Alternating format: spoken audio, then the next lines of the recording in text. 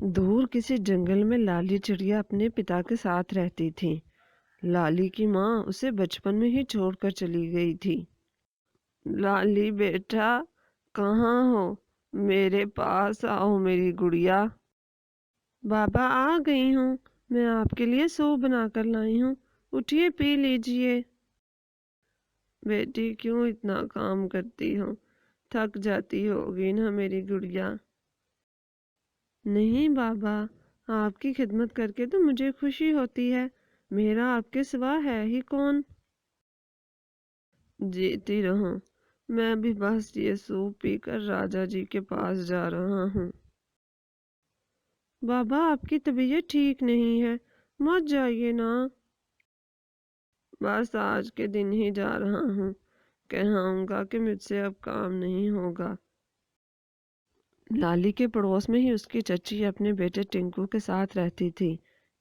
ٹنکو بہت آوارہ تھا، سارا دن گھر میں سویا رہتا یا پھر آوارہ دوستوں کے ساتھ بیٹھ کر بوڑھے پکشیوں کو تنگ کرتا رہتا۔ جنگل کے سبھی پکشی ٹنکو سے بہت زیادہ تنگ تھے۔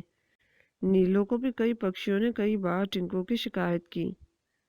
نیلو بہن، تم اپنے آوارہ بیٹے کو اچھے سے سمجھا لو، اگر اس کا یہی رویہ رہا تو ہم راجا جی سے اس کی شکایت کریں گے۔ ذرا رکو تو صحیح، بریک پر پیر رکھو، ایسے ہی تم راجا جی کے پاس چلے جاؤ گے؟ کیا کیا ہے میرے بیٹے نے؟ ذرا سا مذاق کیا کر لیا، تم تو سر پر ہی چڑھے جا رہے ہو۔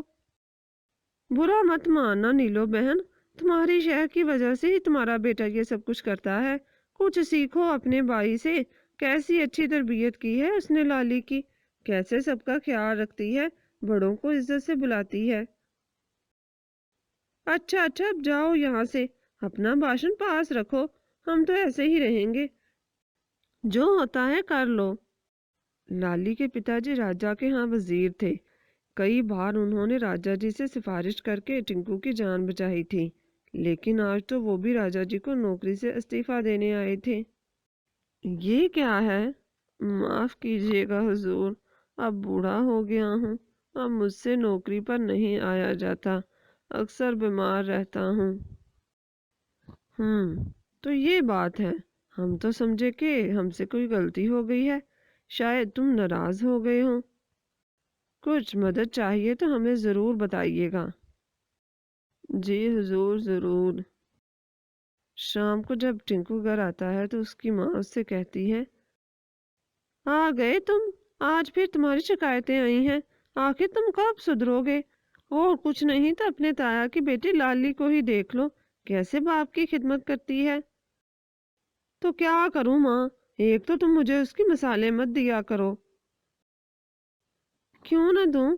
میری بوڑھی ہڈیوں میں اب اتنا دم نہیں کہ تجھے بٹھا کر کھلاؤں، اپنا بندوبست آج کے بعد خود کرو۔ تو کیا کروں، مجھ سے کوئی کام نہیں ہوتا کہ اب ڈاکے ڈالنے شروع کر دوں، پھر تم کہو گے کہ تم چوریاں کرنے لگ گئے ہو۔ جانتی ہوں تم سے کچھ نہیں ہوگا، خود ہی کچھ کرتی ہوں۔ لالی کے پتا کی طبیعت اب بہت زیادہ خراب رہنے لگی تھی، وہ کافی دن سے محل بھی نہیں جا پا رہے تھے۔ پھر ایک دن لالی پتا کو اٹھانے کے لیے اٹھی۔ پتا جی اٹھیے، بھوجن کر لیجئے نا، آج میں نے آپ کی پسند کا کھانا بنایا ہے۔ لالی کے بار بار اٹھنے پر بھی اس کے پتا جی نہیں اٹھے، کیونکہ وہ اوپر والے کو پیارے ہو چکے تھے۔ پتا جی کیا ہوا آپ کو؟ اٹھیے نا، آپ مجھے یوں چھوڑ کر نہیں جا سکتے۔ کچھ ہی دیر میں لالی کے رونے سے سارے پکشی آ جاتے ہیں، اس کی چچی بھی آئی تھی۔ شام کے بعد سبھی اپنے اپنے گھروں کو چلے جاتے ہیں، لالی گھر پر اکیلی تھی۔ نیلو اپنے گھر پر کہتی ہے، ٹنکو ایک بات آئی ہے میرے ذہن میں، اگر میں تیری اور لالی کی شادی کر دوں تو ہمارے تو وارے نیارے ہو جائیں گے۔ لیکن ماں، لالی مان جائے گی۔ مانے گی نہیں تو کیا کرے گی، ہمارے سوا ہے ہی کون، اکیلی لڑکی ذات ہے، کب تک رہے گی؟ اور ویسے بھی اب کون سا بڑے بھائی صاحب زندہ رہیں جو اعتراض کریں گے؟ تو بس ٹھیک ہے ماں، مجھے منظور ہے، اچھا ہے نا، تیری مدد بھی کر دیا کرے گی اور مجھے کوئی کام بھی نہیں کرنا پڑے گا۔ बस कुछ दिन रुक लो, फिर शादी कर देंगे। कुछ दिन बाद। लाली बेटा, तुम कब तक यूं अकेली रहोगी? मुझे तो तुम्हारी फिक्र में सारी सारी रात नींद नहीं आती, कहीं तुम्हें कोई पशु पक्षी नुकसान न पहुंचा दे। देखो बेटी, मैं चाहती हूँ कि तुम्हारी शादी कर दूँ अपने टिंकू से। मैं जानती हूँ कि अभी मुनासिब वक्त नहीं है, अभी तुम्हारा गम भी ताज़ा है ना, लेकिन बेटी तुम्हारा अकेले रहना मुनासिब नहीं। लाली काफ़ी हैरान थी, एकदम से नीलो का ये रवैया कैसे बदल गया। लेकिन चची, मुझे अभी शादी नहीं करनी, मैं अकेली रह लूँगी, आप मेरी फिक्र मत करो। कैसे फिक्र ना करूं?